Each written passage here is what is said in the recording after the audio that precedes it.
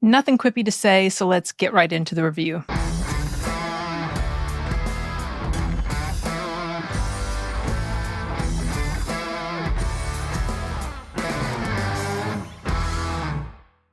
A couple days ago, I finished screening The Last Showgirl, which is a movie starring Pamela Anderson, Jamie Lee Curtis, and Dave Bautista. It's not my type of movie. I wasn't really initially interested to check it out until I got an invitation to attend a virtual press conference Q&A type of thing with Pamela Anderson. And so I decided I would join the press conference even though I hadn't seen the movie. I was given permission. I just indicated that maybe it would help better inform my thoughts on the movie once I saw it. And it was an interesting press conference. Pamela Anderson was very, very lovely and was enjoyable to just observe. So I looked forward to watching this. And unfortunately, I didn't enjoy this film quite as much as I thought I would. I think I went into it expecting that it was going to be on a certain level that it really wasn't on. I'll try to explain what I'm talking about as I go on, but the premise of the story is that she plays a Las Vegas showgirl who has been working in a long-running dance show called Le Razzle Dazzle or something like that. Okay, there you go. Sorry, my dog's getting down. She'll decide she wants to get back up in a few minutes. You just watch.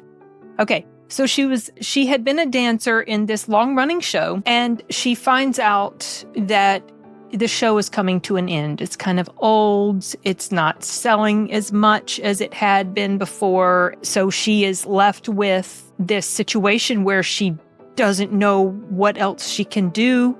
What usefulness is she even, because she has put her entire identity into this dancing show. And she has worked the show up in her mind as being something super spectacular when maybe other viewers of the show might not think it's all that great, even though in her mind it's wonderful and she loves it. It gives her all this attention and glamour and glory and all this stuff. That part of it isn't super clear about her until towards the end, as she starts to open up more about her thoughts revolving around the work that she did in this show. And the film is really, it's a character drama of these women in this industry, and her fellow dancers, most of them are younger than her. She's like the oldest one, I think. And so her age does become kind of a factor for her when she is trying to figure out what she's going to do next. The movie was filmed, it had kind of a cozy feel to it in the way it was filmed. It felt almost like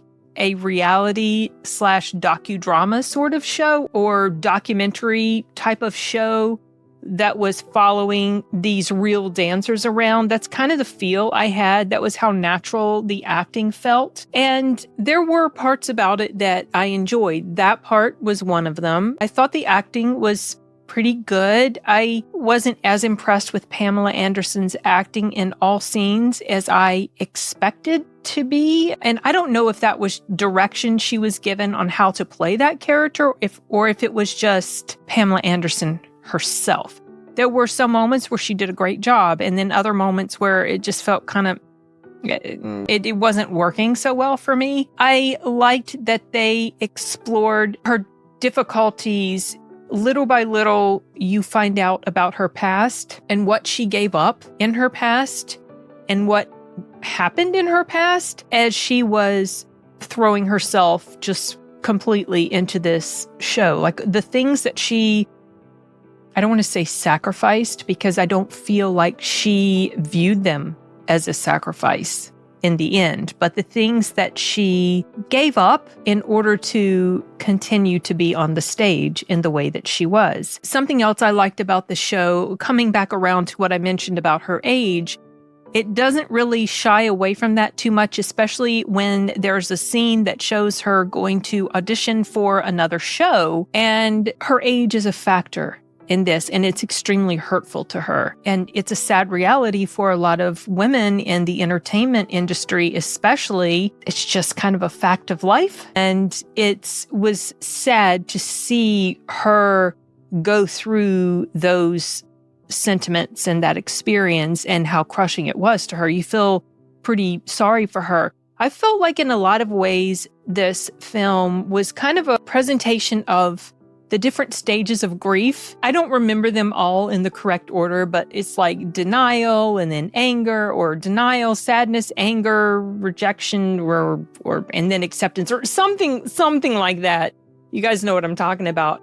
But the way that her character went through the story, it reminded me, like, she went through a lot of those phases and she was finding it extremely hard to accept her situation. The things that I wasn't so crazy about regarding The Last Showgirl was I started off liking her okay. As the show progressed and you find out more about her and her past and the things that she gave up, but that she doesn't really seem to regret or feel completely sorry for, or is in complete rejection or denial of this when it is presented to her. Those things, as they were revealed, started to make me not like her so much.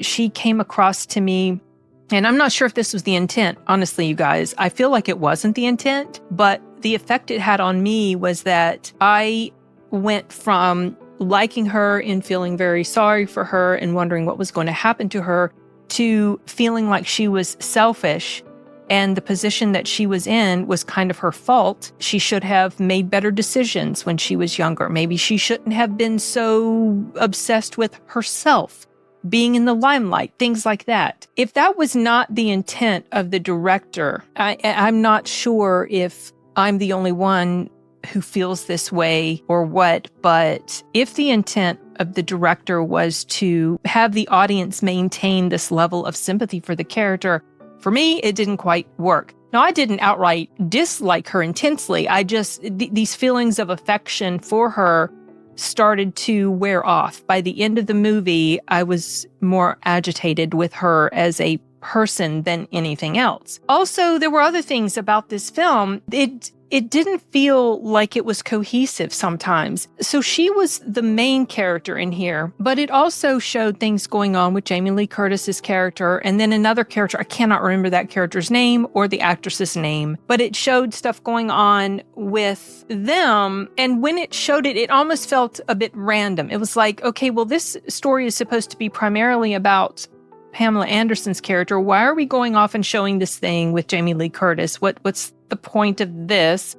And then there was this weird interaction between this other character and Pamela Anderson's character that felt like it came out of the blue. And then the next interaction that they have with each other, it was almost as if that previous thing that had happened between them never happened. And it was just like these weird shifts within the story. And it made me wonder if there was stuff that was left out, or if this was just not cohesive from the beginning, like the screenplay itself. On top of that, there were some odd technical choices, or let's say an odd technical choice to me with the way it was filmed. It almost felt like it was something that was recorded on film, actual film, because there was graininess and texture to the image. The texture of the film, the graininess and everything, that wasn't what bothered me. I actually liked the look of that, but something that my other dog has decided he wants to get back up in my lap. He had to get down right before I started filming. Hold on, Levi. The other thing that I wasn't quite sure about, or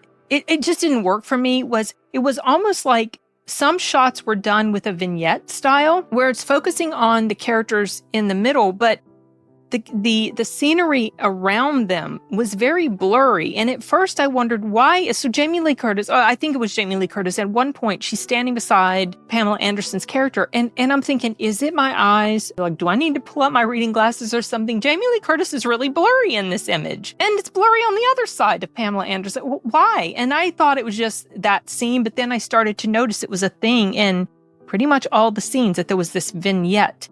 And it didn't work for me. I didn't like how that looked, because it almost seemed like a very messy way to shoot the image. Maybe there was some sort of artistic reason for this, but I don't know what it was. And whatever it was, even if it was an artistic reason, I don't think it worked very well. Maybe it's just me. I don't know, but it was something that I noticed. I wrote, one of the first things I wrote under the cons was, what was up with the focus/blurriness in a lot of the shots? Vignette? I didn't care too much for that. I didn't outright hate this film, but I can't give it a super high rating, unfortunately, because there were just too many cons for me to have completely enjoyed it. It's not a very long film, so maybe that's part of the problem here. Maybe there were pieces of this that were missing and should have been included to kind of help give this a little bit more of a firm footing for me as far as the story goes and the characters. So, I think that's about all I have to say about The Last Showgirl. It's coming to theaters soon. I don't know the exact date, but sometime in January. I'm anticipating it won't have a huge theatrical run or a long one, because it's not really the type of film that you must watch on the big screen. Let me know your thoughts if you check it out. I'm not sure that this is going to be a film for everybody, but if you like character dramas, maybe this will appeal to you. And that's all I have to say for now, so I'm going to wrap this one up, you guys, and we'll see you in the next video. Hasta luego.